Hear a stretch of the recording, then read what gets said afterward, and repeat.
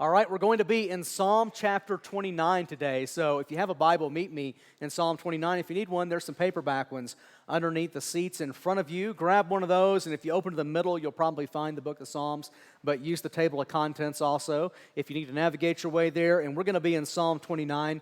I think it'll help you to have a copy in front of you as we read it in just a second together.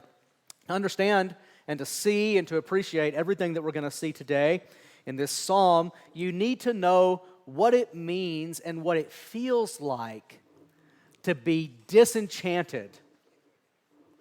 If you're disenchanted with someone, it means this. It means you used to find them attractive or interesting or powerful, or you used to have a crush on them, or you even used to be in love with them. But today, you don't find them that way. In fact, you might even be a little cynical or a little bitter, or maybe distance has just grown. Like when you met them, it was a spark. If it was a romantic relationship, it was a spark. If it was a friendship, there was a spark. If it was like something you joined, you were just so enamored with the leader of that thing you joined. And then something happened, and maybe you saw their dark side, or maybe you just kind of drifted apart. But you don't feel the way you used to feel. The journey from enchantment to disenchantment always goes like this. At first, you attribute beauty and power to the person you're enchanted with, or in the words of our psalm today, you attribute to them glory and strength. You say things like, she makes me come alive. He fills my life with fun. If I hitch my wagon to them, I know I'm going someplace. And then you become, over time, disenchanted, and the beauty and the power that you used to ascribe to them goes away, and you don't find them as attractive anymore. Now, this doesn't just happen with people. This can happen, you can become disenchanted with your job. You can become disenchanted with your country. You can become disenchanted with your church or with your life. If you search for your cynicism or your criticism or your bitterness or your distance emotionally, you'll find your disenchantment. In most cases, you used to love them, you used to ascribe glory and strength to them, and now you don't so much anymore. This can also happen with faith. Many people report today that they've become disenchanted with their former faith or their former religion, even disenchanted with Christianity. They'll say, I used to think there was so much power and there was so much life there. I used to receive so much power in life there, but today it's just kind of like, Maybe they feel jaded or cynical. Some of you in a room this size, I would guess some of you probably feel disenchanted with your faith, and maybe you haven't even told anyone because that doesn't feel like a safe thing to talk about. Disenchanted. You know what it feels like? Now, there's a second meaning of this word disenchanted that's fascinating to me, and it follows the same dynamics, but it has a little twist on it. And this time it's a word that sociologists use to describe how modern people like us experience the nature of the world we live in. It goes something like this. Remember how disenchantment works? You used to see beauty and power and you don't anymore. So a disenchanted kind of experience of the world goes like this. Sometime in ancient history, like back in 1950, we used to believe in a world that was full of powers like angels and gods and demons, and there was like a God above who was involved with his world below. But now, like modern people, we're more sophisticated. We kind of know that's not the case. Now we just know that all you can see is all there is, and we've learned to explain the world we live in without reference to anything transcendent or godlike or magical. The author Mike Cosper described this kind of view of the world in a book called Recapturing Wonder. Here's how he described it. He said, a disenchanted world has been drained of magic, drained of any supernatural presences of spirits and God and transcendence. A disenchanted world is a material world where what you see is what you get. It's not a world entirely without God or a world without religion. It's just a world where God and religion are superfluous. You can believe whatever you want to, so long as you don't expect it to affect your everyday experience. Believe whatever you want about God or the afterlife, but trust science and technology to explain everything about the real world. Now, that's the message we're subtly bombarded with in the world we live in. And yet, I would suggest that many of us are disenchanted with a disenchanted view of the world, like we actually long for some kind of magic and some kind of wonder. As a first exhibit, I'll just present to you the best-selling English language books of the last 50 years. Number 1 is Harry Potter and the Philosopher's Stone. Number 2 is the Da Vinci Code. Number 3 is Harry Potter and the Chamber of Secrets. Number 4 is Harry Potter and the Prisoner of Azkaban. Number 5 is Harry Potter and the Goblet of Fire. Number 6 is Harry Potter and the Order of Phoenix. I won't give you 7, 8, 9, and 10, but I'll give you one guess what they begin with. All the most popular books in our language of the last 50 years are about a world of magic. In fact, there's a group of people that are kind of chuckled at in these books. They're kind of chuckled at like Christians are sometimes kind of chuckled at in our society. But in Harry Potter, it's not the believers who are chuckled at, it's the unbelievers. They're called muggles. Muggles don't believe in magic. They don't see the world of magic. There's even families where the parents are muggles and the children are wizards. Kind of like some of your families, where the children see more of spiritual reality than the parents do. I would suggest that the popularity of these Harry Potter books, I just sounded like an old guy there, these Harry Potter books, I didn't mean to sound that way. I've read them. I would suggest that the popularity of these Harry Potter books tells us that most of us don't want to live in a totally disenchanted world. So here's 2 trends that are happening at the same time in the 21st century that we live in. One trend, many are disenchanted with their faith or the religion they grew up with or even Christianity. It doesn't hold power for them anymore. And then trend number 2, many are also disenchanted with a disenchanted world and they don't want to live in a non-supernatural, magic-free world. They long for something transcendent. In fact, did you notice the book that snuck in number 2 on the bestseller list, the Da Vinci Code? That book is about disenchantment toward the Catholic Church, toward organized religion. So right there on our bestseller list, we have 2 themes, disenchantment with religion and disenchantment with the disenchanted world. And when those 2 things collide, here's what happens. People say on the one hand, like, I don't believe in religion anymore. And then they say on the other hand, but I'm not an atheist either. I long for something more. So what do you do if you're disenchanted with religion and you're disenchanted with the disenchanted world and you long for something transcendent? And you don't want to go back to old religion, but you're like, I don't want to be an atheist. The answer is Psalm 29. Psalm 29 is a summons to a kind of awe and a kind of wonder and a kind of worship that can satisfy your soul. It's a summons to a kind of wonder that is lacking in our modern world. But as I'm honest, as I read Psalm 29, it's also a summons to a kind of wonder that I sometimes even find lacking in some streams of Christianity. It was written by King David about 1,000 years before Jesus lived, so about 3,000 years ago. We don't know the exact time David wrote this or the exact situation from which he wrote it, but I'm going to venture a guess here, and you'll probably see why I'm venturing this guess in a minute when we read it. David was a shepherd. Before he was a king, he was a shepherd, which meant he spent days and days and days and months at a time outside on the plains.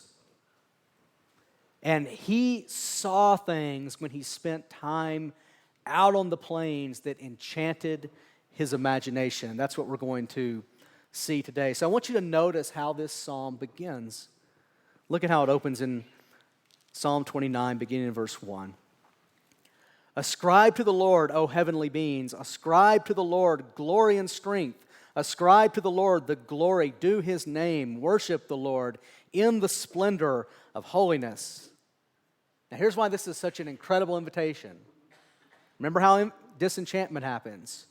You ascribe glory and strength to something and then later it goes away.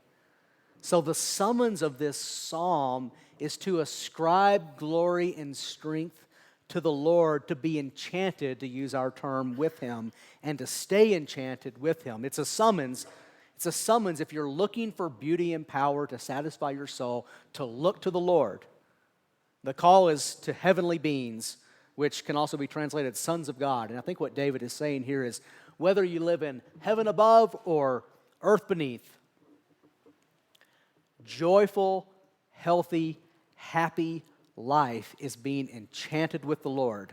Not simply to believe in God, not simply to know things about God, not simply to obey God, but to be enchanted, to wonder, to marvel at Him, to ascribe, to attribute to Him power and strength. Now, I just want to draw out a couple applications right here for us. And I want to draw out a couple applications for two different kinds of people. And I know all of us don't fit into one of these two categories, but I would bet that many of us do. The first kind of person I want to draw this out for is those of you who would say, I'm kind of disenchanted with my faith. On Friday, I read a tweet by a Christian writer about his disenchantment with his faith. It was on Twitter. You know, Instagram is where you go to see what people are enchanted with, and Twitter is where you go to see what they're disenchanted with, right? So Twitter is a world of complaining and grumbling and criticizing. It's a world of disenchantment. And Instagram is a world of wonder and beauty and even like fake beauty. It's a world of enchantment. Here's what he wrote. He said, like many evangelicalism, and that's a loaded term, but it's a stream of American Christianity, and if you've been in it, you know what it is. Like many, evangelicalism provided me with some wonderful gifts for a season, but I feel like I have grown beyond it in many ways. Its tools and its frameworks are no longer sufficient to sustain me in this phase of life. Now here's what he's saying. Like many, this stream of Christianity provided me with some wonderful gifts for a season, like I used to find it beautiful and powerful. I used to ascribe glory and strength to it. But I feel like I've grown beyond it in many ways. Its tools and frameworks are no longer sufficient to sustain me in this phase of life. Translation, I've become disenchanted with it. And so he says, while I honor my heritage, like I appreciate it in some ways, I'm mostly seeking God elsewhere. Now, I don't quote that to critique what he's saying or to endorse what he's saying. I simply quote it as an example of where many people in our world feel they are today with respect to their faith. And if that describes you, here's the summons of Psalm 29. Your greatest need is to see God for who He is and to see God for what He's like. It's easy to think when we get disenchanted, what I need is a new relationship. What I need is a new city. What I need is a new house. What I need is a new job. What I need is a new church. What I need is a new religion. What if what you need is new sight of God? You could pray like this. Lord, I need to see you. I need to see you not as some system has taught me you are, but as you really are. Like, I need to see your glory. I need to see your strength. Like, I'm a little disenchanted, but I want to be enchanted with you. Show me who you are. Hey, if God answered that, how would He answer that? If He answered that, where could you see His glory, and where could you see the strength that your soul craves? Hold that question for just a second. The second group I want to apply this to is those of you who would say, I'm a Christian. Here's an application for you. David is showing us something that is woven throughout Scripture, but he's making it really clear for us, and it's this, the key to healthy, happy spirituality, or we would say healthy, happy Christian life, is to be and to stay and to get re-enchanted with the Lord. The key is not just doing the right thing or believing the right thing. The key is to see God for who He is and to worship Him and to be enchanted with Him and to ascribe to Him glory and strength. In fact, often when our beliefs change, it's because our enchantment has changed first. What we find beautiful has changed first. Often when our behavior changes, it's because what we have ascribed glory and strength to has changed first. So the key to healthy, happy life is to be enchanted with the Lord.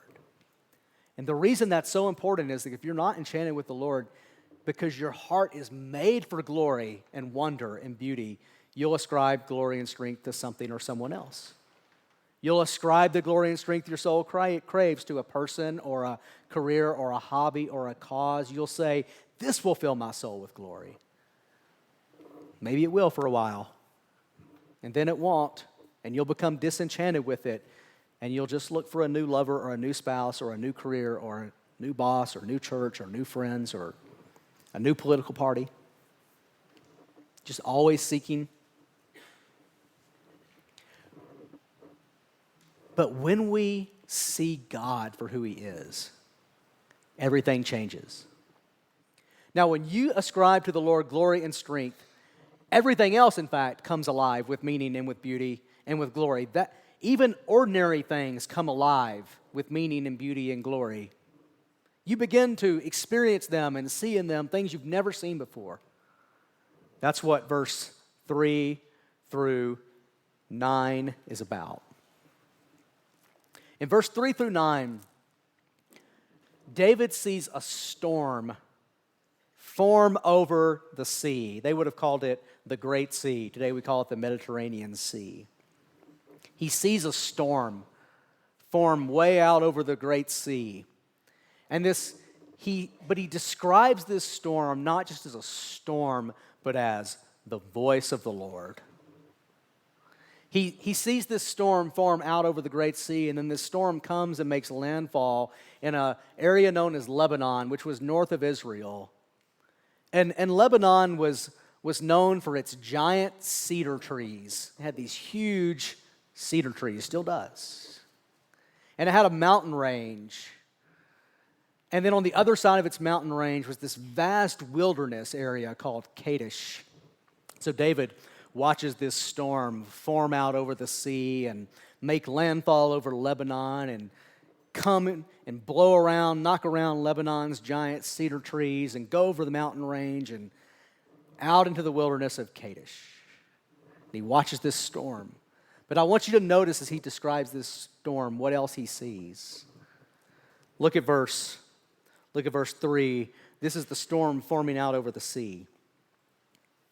The voice of the Lord is over the waters. The God of glory thunders. The Lord over many waters.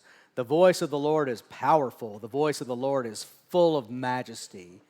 So the voice of the Lord gathers the storm out over the sea. Now, the storm's going to make landfall in verse 5 and 6. The voice of the Lord breaks the cedars of Lebanon. The Lord breaks the cedars of Lebanon. He makes Lebanon to skip like a calf and Syrian like a young wild ox. Now in verse 8 and 9, 7, 8, and 9, the storm is going to go off into the wilderness. The voice of the Lord flashes forth flames of fire. The voice of the Lord shakes the wilderness. The Lord shakes the wilderness of Kadesh. The voice of the Lord makes the deer give birth and strips the forest bare, and in his temple all cry glory. In the thunder, David hears the voice and the power and the glory of God. He sees and hears the voice of God gathering this storm as it thunders. And then when the storm makes landfall, everything starts breaking and shaking. Like the cedars of Lebanon are broken. You're like, does God not like the cedars of Lebanon? Didn't He make them? Didn't he one day stand back and call them good? And the point though is this: the cedars of Lebanon were the glory of Lebanon. They're what the people of Lebanon delighted in. It's what they took pride in. The Lebanon Chamber of Commerce published big glossy brochures. Come, look at our cedars. Just like it's aspen season in Colorado. Just like the glory of Orange County is its beach. The glory of Colorado is its mountains and its aspens and its streams. And the glory of Kansas is its plains. And the glory of Texas is their imagination, right? They think it's glorious, but I'm not, okay, we pick on them too much. I live there. The glory of Alabama is its football team. The glory of Chicago is its football team. Bad illustration this week. The glory of New York is its financial industry.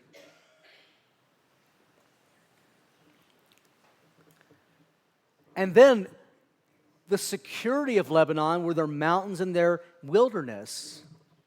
The mountains and the wilderness protected Lebanon from invaders. They knew that no one could cross that vast wilderness to reach them, but no one could get over those mountains to reach them. It gave them a sense of safety. So the glory of Lebanon was their cedars, and the strength of Lebanon was their mountains and their wilderness. Now, do you know what happens when you run into someone who's stronger and more glorious? And the word glory means weight and substance and also beauty. Do you know what happens when you run into someone who's more weighty and has more substance than you do? You shake or you break. This is why I don't play football. Because football is all about glory colliding with glory.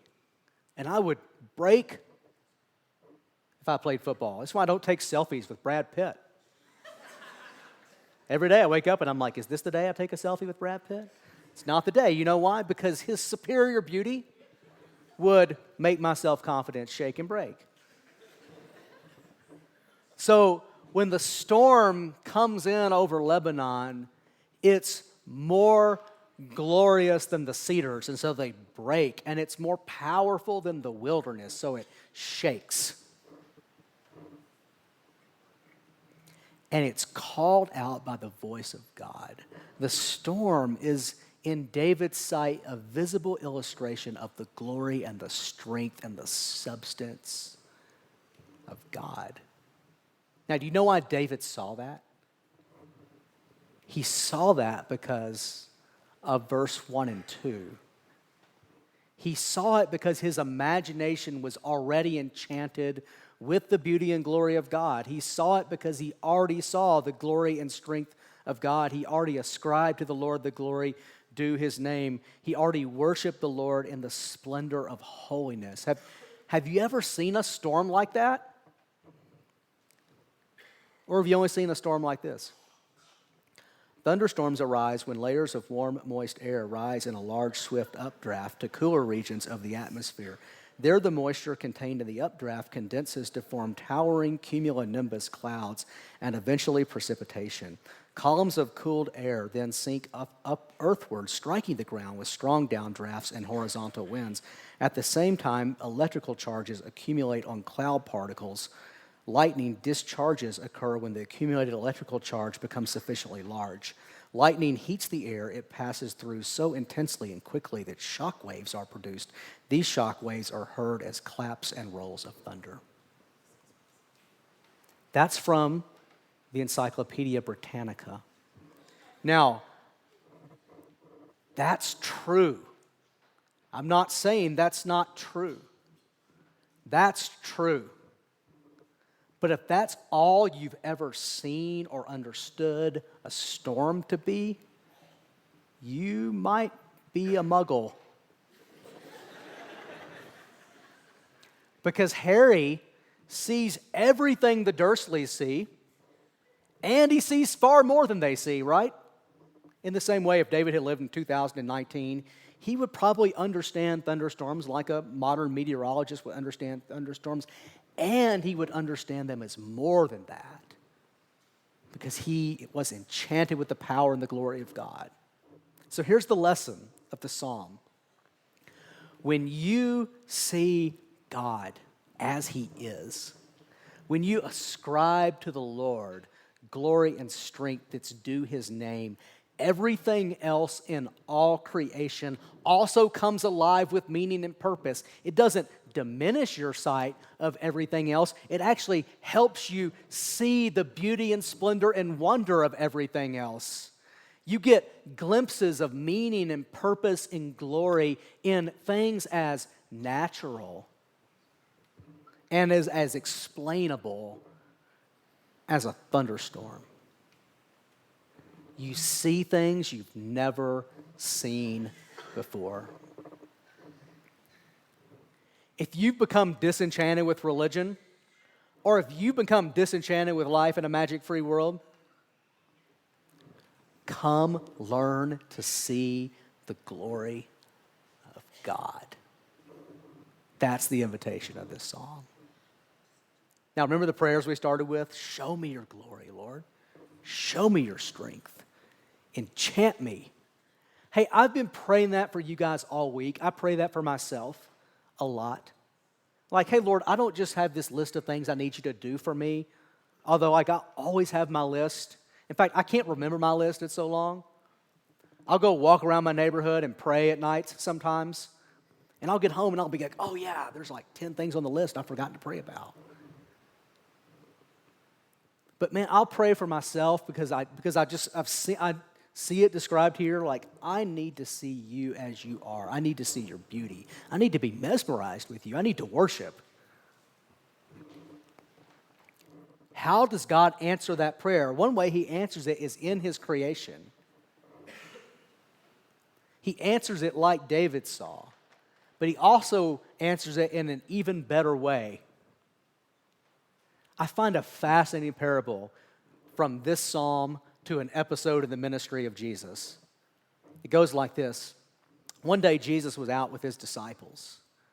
And you know, the kinds of people Jesus tended to draw as disciples were men and women who weren't exactly enchanted by the religion of their day. Like that's the people who tended to find Jesus attractive, the people who were totally satisfied with kind of the status quo religiosity of their day. They tended to not be that attracted to Jesus. If anything, they were critical of him. So the people he attracted were people who were not that enchanted with the religion of his day. In fact, one of his followers who wrote one of the Gospels was a man named Matthew. And Matthew was a tax collector. A tax collector is someone who had basically said to kind of his native religion and his native people, he basically kind of said, I'm done with all that. I'm just going to make as much money as I can. I'm going to get as much out of life as I can. I'm going to live it up. Matthew threw great parties because he had a lot of money from tax collecting. In fact, when he started following Jesus, he threw a huge party and invited all his tax collector and sinner friends. And Jesus went to his house, had a big party thrown by this rich guy that everyone hated. All the religious people of Jesus' day were like, you can't go to his house. He lives an unjust life. But he got enchanted with Jesus. He got enchanted with Jesus. Jesus also drew some fishermen to follow him. Fishermen were kind of like the guys who go to church with their wives because they have to. But it all sounds kind of to them. Those were fishermen. And they got enchanted with Jesus. So one day Jesus is out with these disciples, these men. He's out with them in a boat on the Sea of Galilee, which was not a sea like the Mediterranean. It was a sea like a lake. He's out with them on the Sea of Galilee, and we're told in the Gospel of Mark, we're told this happened. A great windstorm arose. So we've got another storm. And the waves were breaking into the boat, so that the boat was already filling. So the superior glory of the storm was overcoming the boat. But Jesus, was in the stern, asleep on the cushion. And they woke him, and they said to him, Teacher, do you not care that we are perishing? And he awoke and rebuked, which means he spoke to with his voice, the wind, and he said to the sea, Peace, be still. And the wind ceased, and there was a great calm. He said to them, Why are you so afraid? Have you still no faith? And they were filled with great fear and said to one another, Who then is this that even the wind and the sea obey him?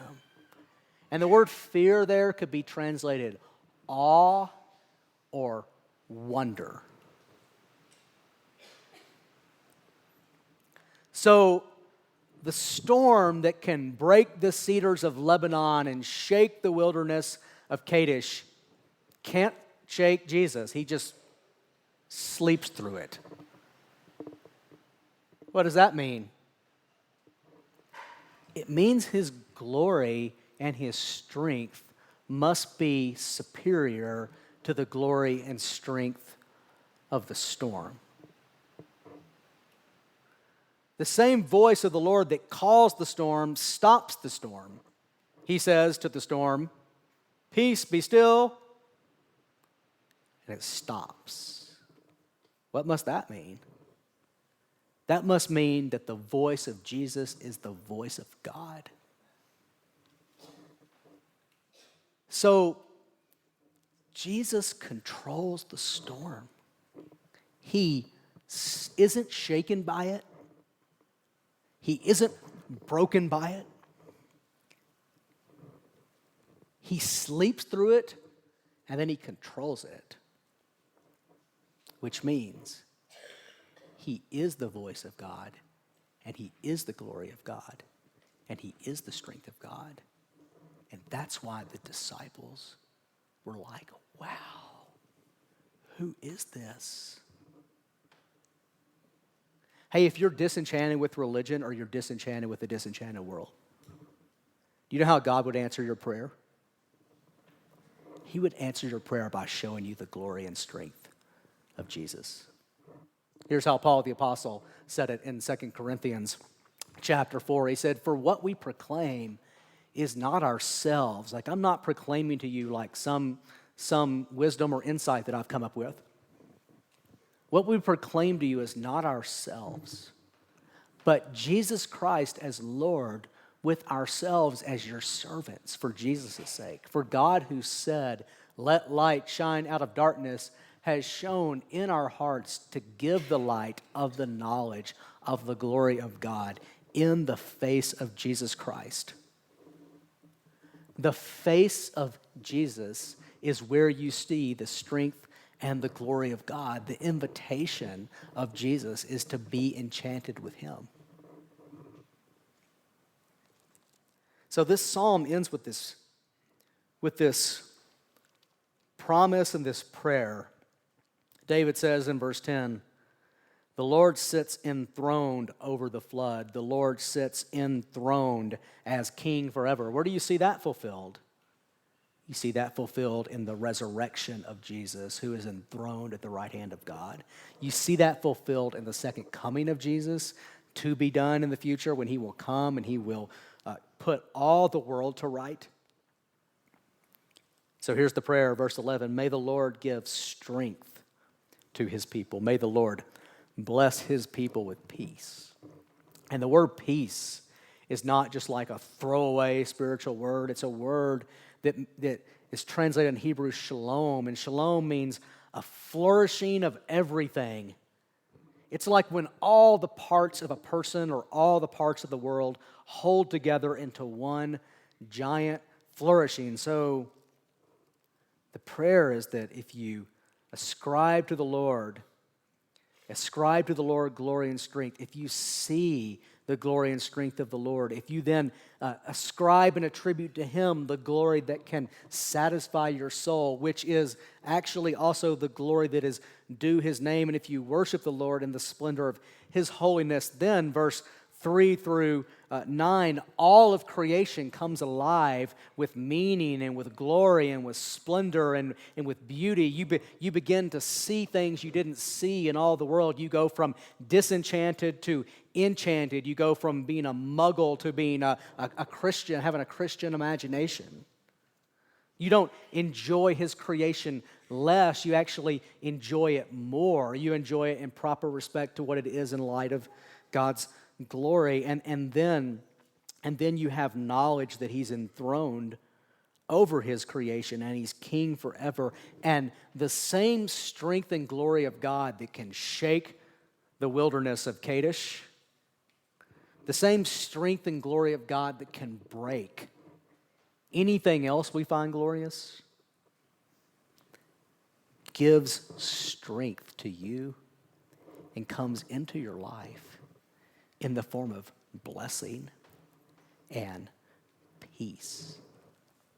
And the fulfillment, the personal fulfillment of all of that was one man, Jesus Christ, who is the voice of God and who is the strength of God and who is the glory of God, and who gave his body over to be shaken and broken by death to pay the penalty for your sin, and then who overcame with his superior glory death by being raised from the dead, and who is now seated at the right hand of God, and who will come again, as we just sang in a minute, to judge the living and the dead.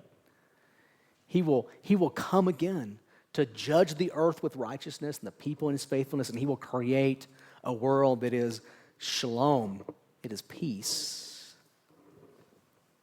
So if you're disenchanted with religion or disenchanted with your life or disenchanted with your marriage or disenchanted with your job or disenchanted with your church or disenchanted with life in a disenchanted world, man, my prayer for you is that you would see, not just that God would change all your circumstances, but that he would give you a fresh glimpse of the glory and strength and beauty and power of Jesus, and help you hear the voice of Jesus again. Let's pray together. Father, thank you that your voice is stronger than any other voice. Thank you that your voice is more glorious than any other voice. Thank you that your voice can shake even the things we find security in. And Father, help us not hear that as a threat, but help us hear that as you blessing us by shaking our little glories so that you can provide us with a superior glory, which is yours and which is made known to us even more clearly in the face of Jesus Christ. So as we come to the table now, could we have a fresh experience of your strength that overcomes our sin? Could we have a fresh experience of your glory that overcomes our hardened hearts? Could we have a fresh experience of your beauty, which gave the life of your only Son for us? And could we say, I want to be enchanted with that again? We ask it in Jesus' name and by his Spirit. Amen.